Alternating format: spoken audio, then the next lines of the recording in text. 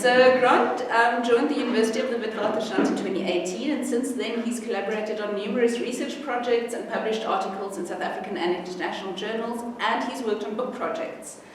He is currently leading a research project funded by the National Research Foundation, which explores intersections between queer theory and queer visual culture in South Africa.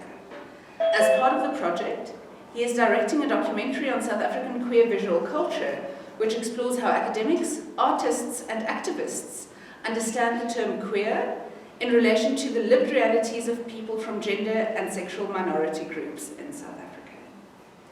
His book, entitled Stories of Fathers, Stories of the Nation, Fatherhood and Paternal Power in South African Literature, explores representations of fathers in select South African novels published from the birth of apartheid to the post-transitional moment. Father figures in the texts reflect political and social climates in South Africa, at different times representing the oppressive apartheid government, righteous and authoritative liberation leaders, and the unfulfilled promise of a democratic South Africa. Grant examines how father characters are linked to storytelling. They narrate the lives of their children, and their patriarchal power is constituted through narratives. He features authors such as Alan Paton, Nadine Gordimer, Jane Coetzee, Zakes Mda, Casey Ludoker, Mark Burr, Zoe Wickham, Lisa Fugard, and Zukiswa Wanner. Stories of Fathers, Stories of the Nation also investigates how fatherhoods are being reimagined in light of shifting discourses of gender and identity. More recent novels have deconstructed the father figure and his paternal narrative power, representing conflict around racial identity, sexuality, legacy, and how the sins of the father are visited on his children. So I particularly enjoyed the preface to this book, and I've asked Grant whether he would, it's quite short, whether he would read that to us. Happy to do so. Okay. So I also just want to thank everyone for being here. It means a lot that everyone is supporting this book launch today, and I hope you enjoy the event today. So in South African literature, the father reflects the nation. Of course, this is not uniquely South African literary tradition. Fathers have been used in almost all storytelling patriarchal societies to reflect their cultural values and to prescribe the ways of living and being for their groups. Father figures are often the center of founding myths or narratives of independence in many nations, and they are given moral authority, agency, and dominance in stories. In fact, the image of the righteous and dominant father is ubiquitous, from oral traditions in Africa to fairy tales from Europe and the Middle East. For example, the West African folklore character Anansi, who is both rebellious son and authoritative father, is conceived of as the god of knowledge and stories. The Middle Eastern collection 1001 Nights uses the framing story of the character Sharia, who is prevented from executing the bride Scheherazade through being distracted by the series of stories. And in European fairy tales such as Rumpelstiltskin by the Brothers Grimm, the fate of a daughter is dictated by a story told by her father, that she can spin straw into gold. These stories of fathers across cultures, countries, and historical epochs have many overlaps. The father's power is constituted through and negotiated around narratives. The stories he weaves or is enmeshed in are often these stories would have major consequences for his sons and daughters. These stories seem to reflect the patriarchal values and the authority of and centrality of the male figures as designers, creators, and gatekeepers of knowledge and meaning. Many of these stories too come to define cultures, and they were told to children or members of cultural groups as ways of maintaining traditions and identity. Stories of fathers were also foundational for how many cultures saw themselves or were seen in the world. In Greece, Egypt, or Rome, the father figures Zeus, Osiris, and Jupiter, and their offspring in constant conflict with their dominance were foundational to cultural stories. For much of recorded history, the father in narrative is the embodiment of authority, justice, violence, and control.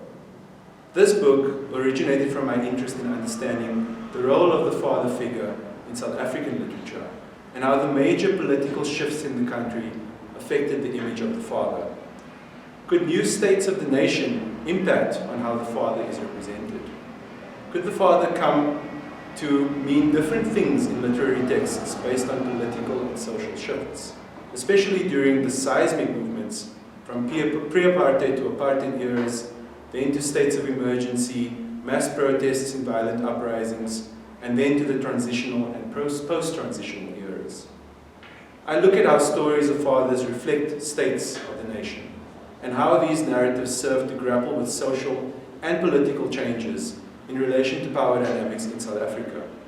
Sons, predominantly, are used in these various texts to reflect the power of the fathers, and they are able to reproduce the paternal narratives in ways that show symbols of power. These transmissions of power through symbols are very similar to how political and social enculturation take place in the highly patriarchal South African society. Sports, the military, guns, religion, and other male-dominated domains symbolize how sons take up the mantle of patriarchal roles and values from fathers. These narratives, just like the historical myths and fables described above, show the passing on of power from father to son, with daughters and mothers often secondary, controlled, and narrated characters. This book looks critically at how fathers are reflected in English novels during different periods, starting with Alan Paton's Cry the Beloved Country, where the central fathers are represented as morally unyielding leaders capable of healing a nation that is descending into apartheid divisions. And it ends with texts in the post-transitional period where fathers are represented very differently. In recent texts, fathers are spectral, dying, and morally bankrupt. Sons and daughters are given centrality in these narratives, and they can distance themselves from the stifling influence of their fathers. What these texts show, through gradual changes influenced by, and perhaps influencing, massive social shifts, is the uncertainty surrounding paternal narratives. These narratives might be failing a nation that has never truly redefined itself or truly healed after the pain and trauma of apartheid. I wanted to write this book as a longitudinal study of what fathers have meant in the popular imaginary, how fathers were able to act as the voice of different groups within South Africa, either representing racist and exploitative power or the power of resistance and revolt. I drew on theories of narrative and theories of gender to conceive of the narrative power of fathers. I, however, did not want to flatten interpretations of these texts by forcing them through a narrow lens, but instead I wanted to see how these could speak to one another and offer insights into the anxieties, conflicts, and the disruptive moments that define each era, and the tensions that still characterize representations in South Africa today. For example, how does a white author write a black character? And whose voice does this capture? How do African cultures and literary traditions allow for rethinking realism and magical realism? What was the influence of the global women's liberation movement on literature in South Africa? How do descendants of those who voted for and fought for apartheid see themselves in post-transitional South Africa? How do black queer characters see themselves in a society where their identities are marginalized? While these might seem disparate questions, unable to be woven together in any meaningful way through a project on paternal narratives, I answer that they can all be spoken to through how we imagine the father. The father is Paton, who writes his white liberalism into the characters of Cry the Beloved Country.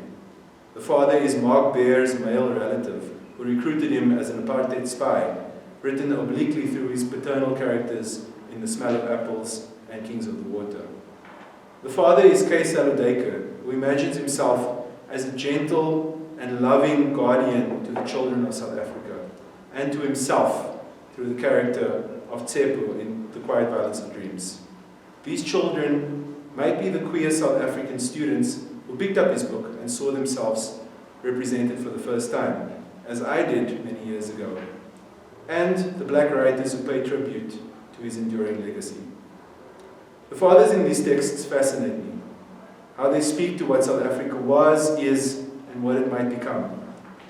When the images were violent, dangerous, and threatening, they could symbolize fears about moral ambiguities in the face of social changes, the prevalence of toxic masculinities, or the horrors of rape and domestic violence that South African women and children endure at the hands of men.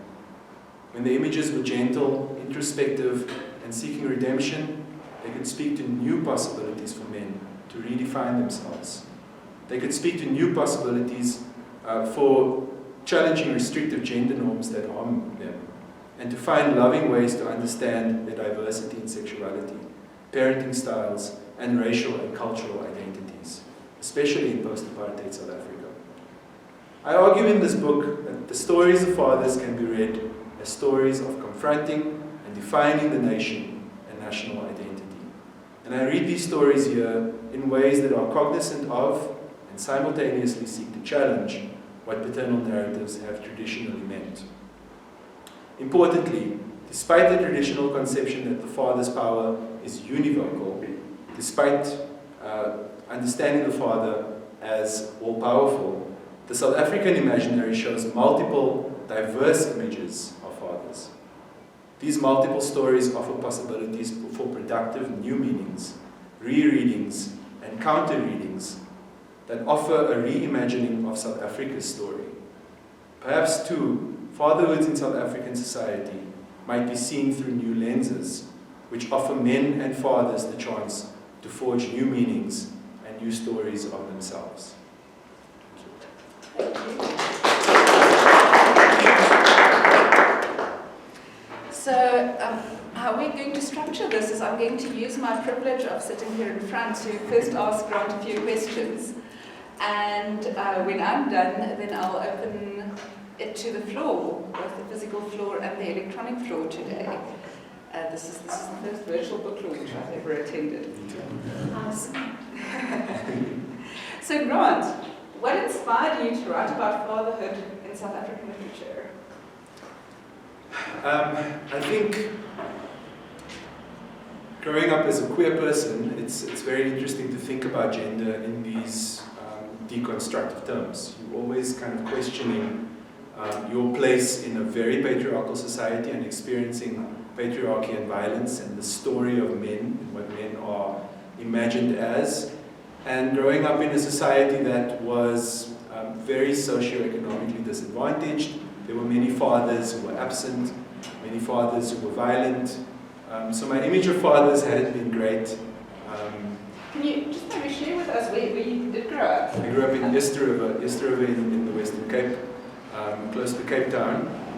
My own father was he is a loving and kind and generous man, putting other people before himself, and seeing this image of my father, who is a role model to me, versus how fathers are represented, made me question what is fatherhood? And also kind of imagining myself as a father one day, and the type of father I want to be. Growing up in a society where fathers were imagined in these ways made me question what I had been reading, what I had been seeing, and all of these types of representations of masculinity in general. So I loved reading these books. I really found so much in it, even though a lot of the characters were maybe these stereotypical patriarchal fathers. I could see these moments of challenging. I'm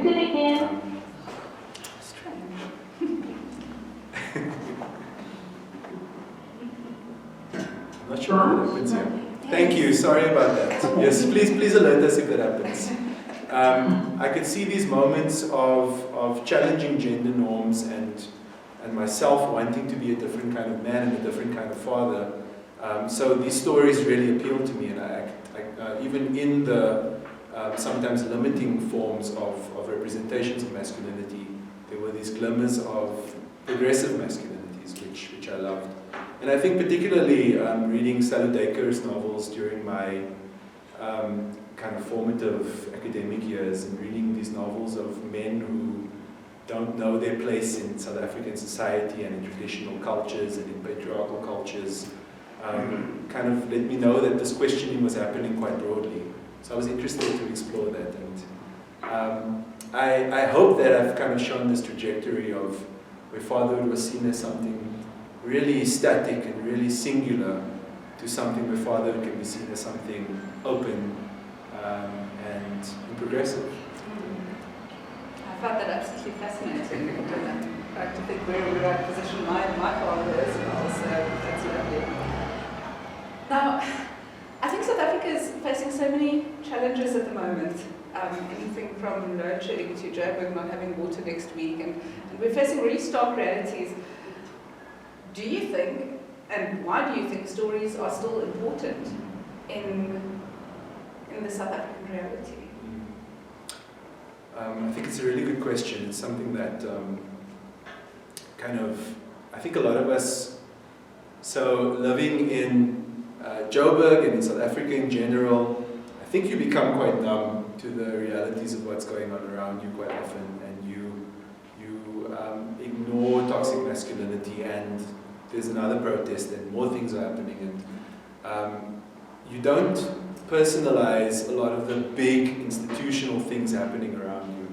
And for me, film and literature and these types of things, and listening to personal stories also, can shake you sometimes, and shake you out of that slumber that a lot of us find ourselves in, because we do become numb at times.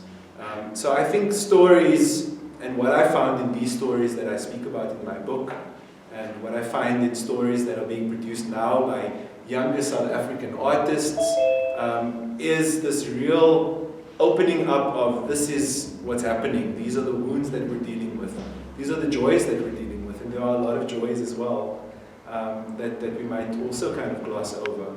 So stories for me, and the novels that have really stuck with me that I've written about, and the films that I'm busy researching now, have opened up these avenues of empathy and compassion and rethinking my own identity, rethinking my own expression of masculinity.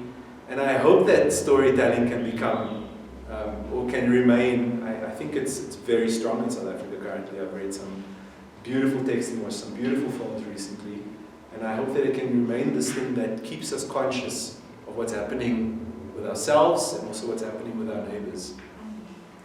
That's really interesting. Maybe these stories are actually emerging because of the challenges. Yeah. They're also being allowed to. So conflict breeds creativity. yes. Okay. So maybe almost a follow-up question is this book is about fatherhood, and I was wondering, in a time where we are increasingly consciously foregrounding women's voices, why did you choose to write about masculinity and fatherhood specifically?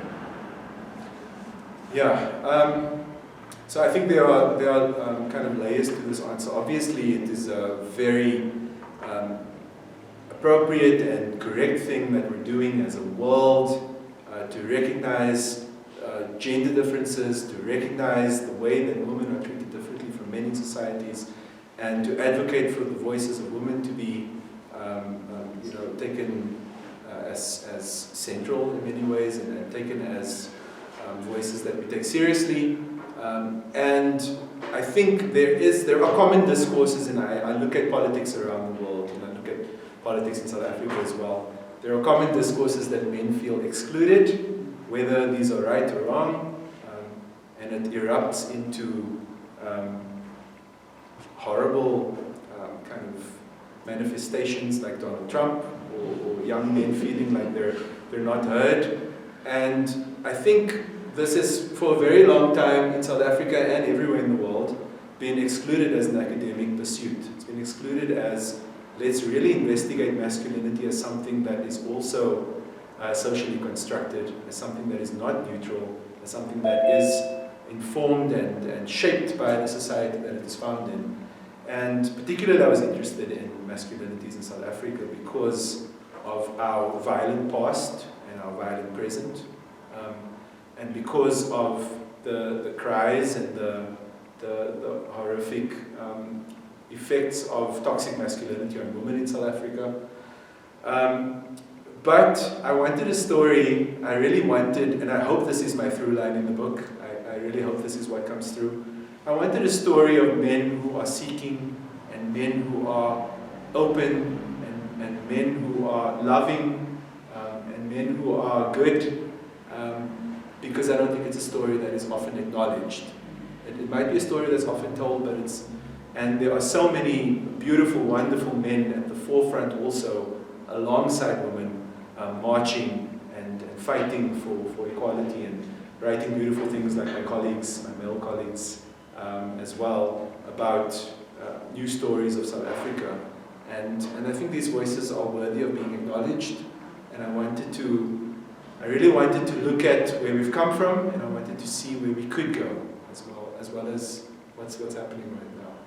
So these stories, many of them written by men, some of them written by women about fathers that are in some ways autobiographical, in some ways completely just fictionalized, but looking at what's happening in South Africa. I think these stories can tell us something about men in South Africa right now, and I wanted to bring that out in the book. Thanks. Now this is obviously not a fiction book, it is a non-fiction book, writing about fiction. Yeah. What do you envisage the impact of this book to be? About literature and transitioning in South Africa, what do you hope this to bring to the conversation? So first of all, I hope people actually read my book. Thinking of big term impact, what I want this book to say, and what I want this book to mean, and what this book means to me, and what all the research that has led up to this book has meant to me was, it's very personal. I don't know if you can do this many years of research without it kind of deeply affecting you, but I wanted really to mean, what can the face of new fathers be? And I think Zukiswa Wonder has done a fantastic job of representing this new South African father, this black, urban, middle class, or rural, or this father who grapples with, what does masculinity ask of me, but what am I going to do anyway, even if it's asking things that I don't want to deliver. And that's where I wanted to come from. That's where I hope I end up at the end of it. And the white person who has parents who were fighting in the border war, or who has parents who were voting for apartheid, or who maybe is old enough to have voted for apartheid governments himself, to question, what kind of father am I going to be to my family when my children are in these multicultural settings, when they are thinking in these different ways from what I've ever thought possible for people to think. So what does that father look like? And that's, I hope, I've painted a bit of a picture of that, drawing on these fantastic novels that I've used. But it is an ongoing project, and it's something I'm still interested in, it's something I'm still researching. But hopefully this opens the door a bit, and when people read this, they think South African fathers can be multiple, and they can be all of these different things at the same time. Well, I'm going to interject with a personal note here, because I'm thinking of my own son, who doesn't have a father, he has a mother. But he has many father figures, and I think Grant is one of those father figures. Men who play a really important role in his life, and I think what you just described is exactly that. These wonderful multiple fathers who are reimagining themselves, none of them resembling my own father, and that very patriarchal tradition. Yeah. And I think that's wonderful that this is what we're moving towards. I see my son growing up without having any idea what toxic masculinity is. It's definitely not part of his life at the moment at all.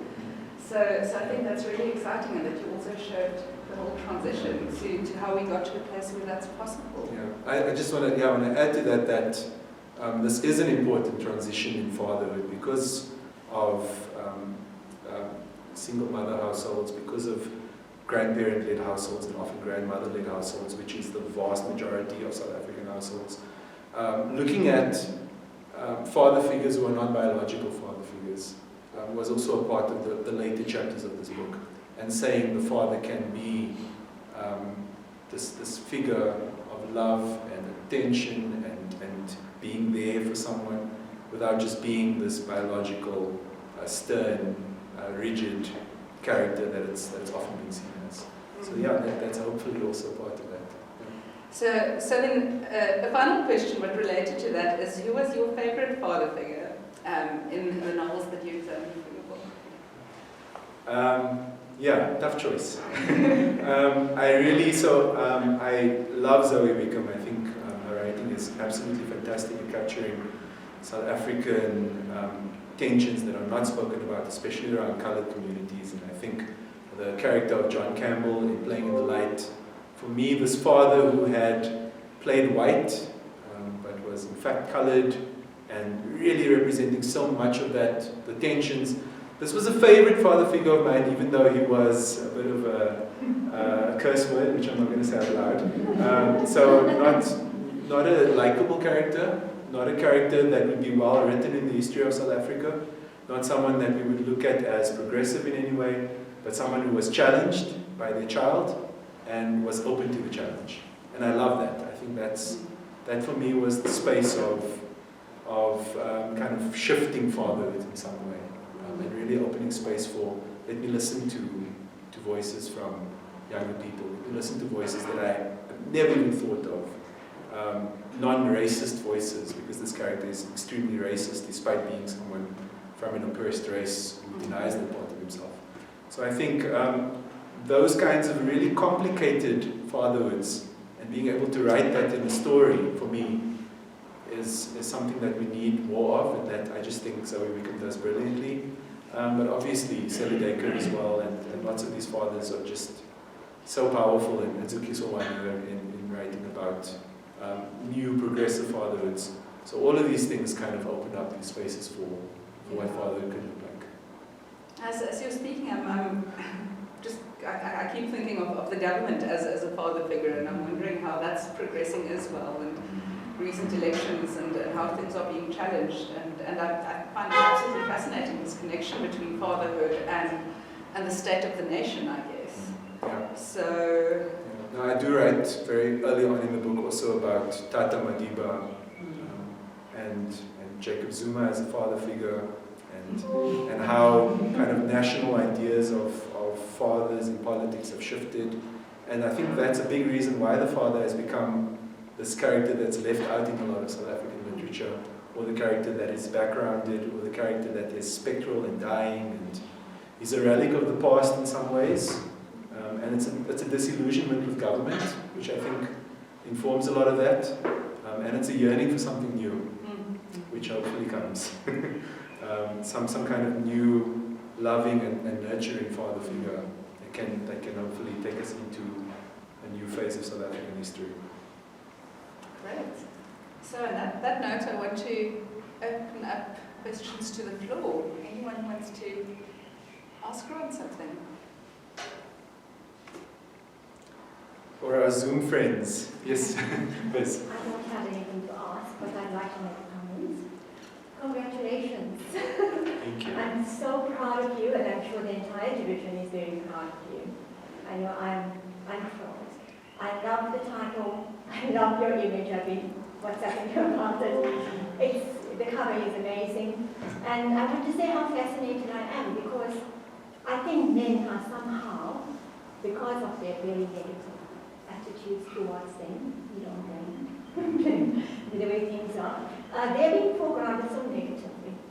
And I like the idea that now men will be foregrounded when you spoke about the positives. It's nice to see that there are beautiful men out there too.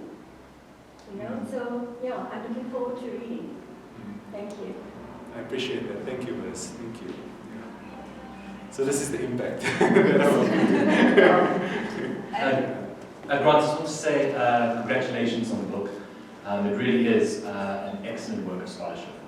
And I think one of the contributions it really makes in terms of literary studies and cultural studies is that the methodology of reading literary texts and using those texts to theorize new ways of being. And I think in that way it's such an interdisciplinary project that really gives us, it may be grounded in literary texts, but it gives us so many conceptual tools to think around literature and culture but also around social political issues. And I think that's one of the huge strengths of the book, so congratulations. Thank you. I appreciate that. Okay. Yes, Anna? Okay, so this is actually a question. Although I start by saying many, many congratulations. It's so exciting. I am so looking forward to reading it and to putting it on my shelf. So beautiful. And I'm wondering if it sounds like your focus is literary, obviously, but I know you also have an interest in film, and I was wondering if you had thought about how these father tropes, this analysis of fatherhood that you do literarily is manifesting itself in films, in the South African landscape, or beyond, and Yeah. you've given that any thought.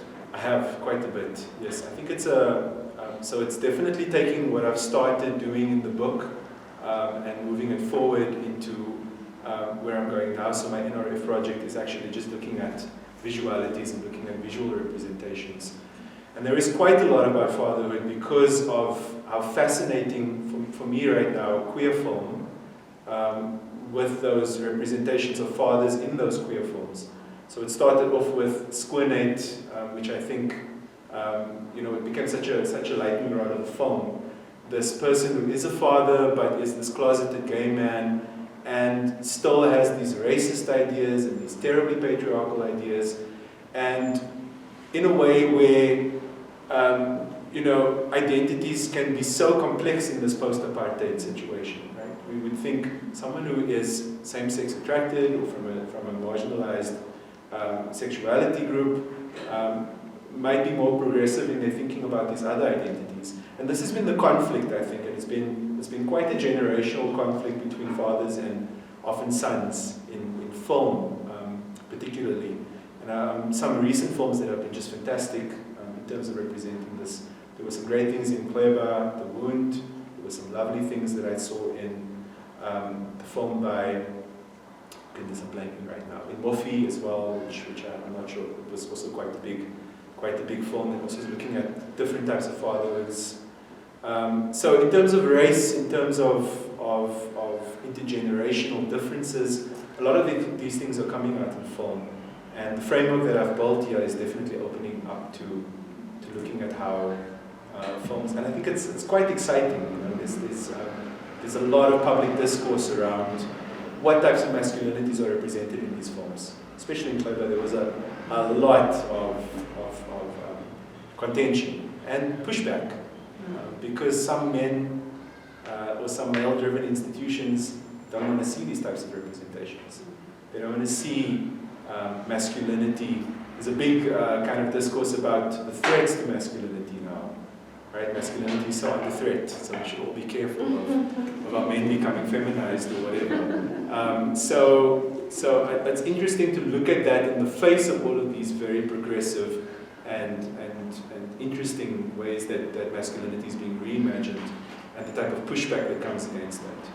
And that is the Donald Trump that I was speaking about, or the right-wing movements in much of the world right now, unfortunately, because this progressive type of look at, type of view of gender might be taking place in popular representations. And in fact, in relation to popular representations, it would be interesting to look at fathers in soapies, because it's such a popular textile, and see what happens there. Absolutely. I've been thinking a bit about Scheme Sam, which lots of people are.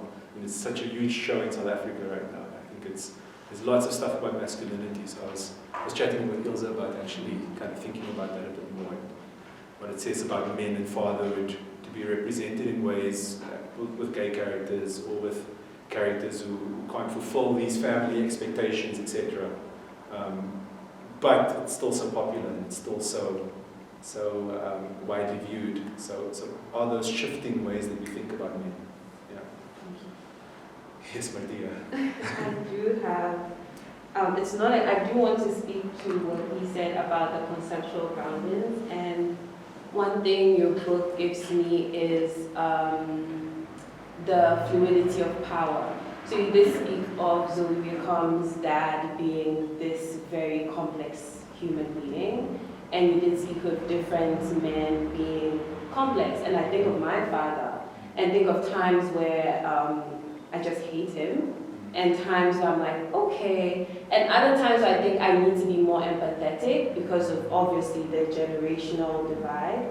And it makes me think of the conceptual idea of assemblages and fluidity within power, that even if you're a queer person, or you're a black person, or you're a colored person, there are different times you're vulnerable to different things because of your complex identities. And that's one thing that the book gives me, so I'm looking forward to reading it. Great. Yeah, I'm thinking in terms of what you're saying. You know, we just had a father figure die yesterday or the day before, F.W. de Klerk, this very complex person who many of us hate and many of us think was fantastic and won a Nobel Prize. And I don't think it's possible really for me to have read this literature without thinking of two elements. I think of my own father and father figures, my grandparents, and I think of myself as a father. So you always think of this kind of, when you're reading these texts, which I like so much, there is this sense of how am I the same or different or moving to new spaces. So this fluidity of power that you're speaking about, and patriarchy is such a powerful drug. It's difficult to imagine yourself outside of it sometimes, but it's necessary. So I hope that speaking about these texts in this way, and hopefully people are reading all of these wonderful novels as well, and seeing the films that are being produced now can open up spaces for thinking about this fluidity. Yeah, but father figures are always complex figures in South Africa. I still don't know what to think of F.W. de Klerk. I don't know how to reconcile that final message that we listen to with what he's done. What I found really interesting about that is I've stopped following news. I felt that it's not great for my mental health in general, so I follow Facebook. That's where I get news. And I happened to see one story about him. It wasn't anywhere on my feed at all, which I found quite fascinating. It was almost, for me, a type of interesting, purposeful silencing of this specific father figure. This is now from a very small perspective, but I almost didn't know about it. The forgotten father in a way, the kind of father we want to push in the corner and not think about. But what was the role? And Anyone else? Any of our Zoom? I'm not sure if there are any questions on the Zoom line. Could you check if there's a chat? And if there's anything posted? Nothing has come up yet. Okay, thanks Adele. But I'm hoping that someone will. I'll be reading through all. Facebook on the screen. Someone's now asking if they could ask a question, so they're more than welcome. Sure. Yeah. Can we turn on microphones and we can hear quite clearly, so they're welcome to ask a question.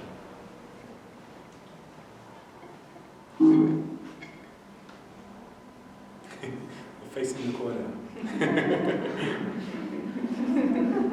The challenge is hybrid. Being in two places at once. Unmute yourself to ask me a question. Unmute yourself. So they're waiting to be unmuted, but we can't unmute from our side. We're not the host. I've changed that. Okay, I'll try. Do you have the name of the person? I don't want to block the. It is Fatima Mullah. Okay. If you could just unmute her. Then I've asked to unmute. Hi Fatima, I can see your mic on now. And I'm going to turn on my video also so that Grant can see me. Hi Grant, you know me better as Fiona from UWC, but my UWC system calls up my full first and second names, and so that's why I'm listed as Fatima. Okay, I'm happy to see you here. Yeah, and nice to see you again, looking very well. Thank you. The question I wanted to ask is, you said at the outset of your talk that father figures were sort of predominantly linked in a kind of with a national symbolic. In fact, the patriarchal father figure is probably the most potent allegory of the nation. With our current sort of transition to the increasing prevalence of sort of transnational questions and concerns and movements and so on, what would you say is happening to that, to the allegory of the father as father of the nation in relation to questions of transnationalism? Yeah. Thanks very much, Fiona. I think that's a really good question, and transnationalism does come out quite a lot, I'd say, in the final chapter of the book, especially with Mark Baer, who I think is just a fantastic writer. I really loved Kings of the Water, and he has this transnational character who left South Africa, which is a common story now, so leaving the country and then coming back. And this idea of coming back is often also linked to the father, right? You're coming back to home, but you're coming back to the father's influence. And Mark Baer does that in a very interesting way, where it's a queer character. But the father becomes such a relic of the past in that text.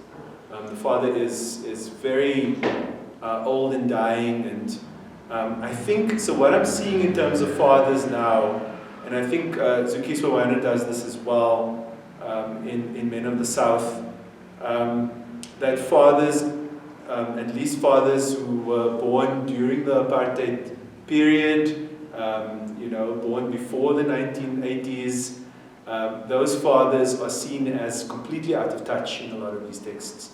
And those fathers are almost the enemy of the progressive younger people and these transnational younger people as well. So the immigrant Zimbabwean character in Men of the South becomes a very different kind of father who also thinks about things very differently. And Mark Baer sees his father in these very patriarchal ways where he can never reconcile. There's no reconciliation almost.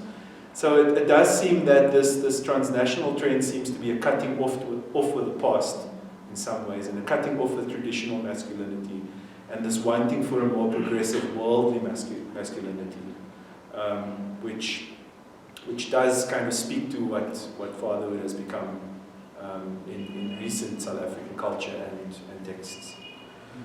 Okay, thanks very much for that, Fiona. Are there any other questions that we can, before we end off? Yes, Belinda.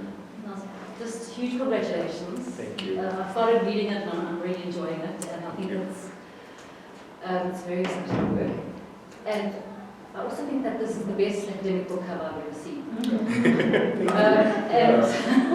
You just stole my last question. I know, sorry, my question is, can you tell us more about the cover? I just think it's... Yeah, I think it's such it's really, so it's Marita van Ameron, who is a South African artist who was generous enough to let us use the cover, the image for the cover. And the image is actually about this confluence of masculinity and femininity. So apparently this is an image that captures the feminine, but the stronger side of femininity, and the side of the masculine in the feminine, which I think is so great, and kind of, for me, cuts both ways, which is why I loved it so much, and says, can there be this, and I don't like this binary speak often, I don't like the speak of masculine and feminine often, but I feel like there still is some power in thinking in those terms of choosing for duality and choosing for a sense of openness to identity being whatever it is to you. So that's where it's powerful to me, and I just think the kind of look of love and yearning and openness and all of those things captured in this image for me spoke to what I wanted to think of in terms of fathers. So I'm very grateful that this image was allowed for our cover, but I think, yeah, it speaks to a lot of our themes in that way. Yeah, I don't remember the title of the image, but I will post it to all of you afterwards. It just does such a different thing to what academic book covers usually do, you know? kind of humanizing, it's emotional, it's just, it's all animus. Animus, yes. All the things you're doing in the book, you know. Yeah, thank you. Yeah, I hope it's accessible in that way in the book as well. So that's why the cover spoke to me. Yeah. Okay, so thank you, everyone. Thank you. Yeah. I really appreciate everyone coming out today. I think, you know, in terms of Adele, do you want to add something before we end off? No, I was just going to check if there weren't any other questions, because people should be able to unmute themselves now. Okay. If there is anyone from the Zoom, I'm happy to. But yeah, just to really thank everyone for coming through. Okay, I've just got a message saying that people can't unmute themselves. I thought I'd change the setting. Okay. So you want to just type any questions. Okay, is there someone? Malan, my husband, is kind enough to read questions for us. So No. There aren't any questions. Okay.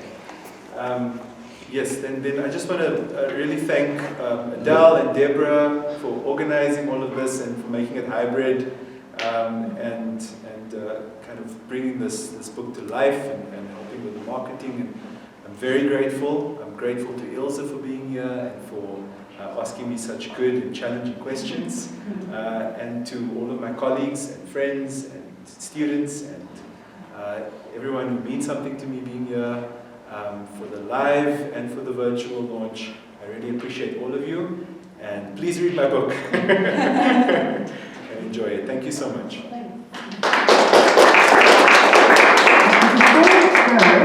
I'm just wanting to thank everyone for attending, and also to thank NIHSS for supporting, and without whom we wouldn't be able to have had this book published. Absolutely. So we're very grateful to them as well.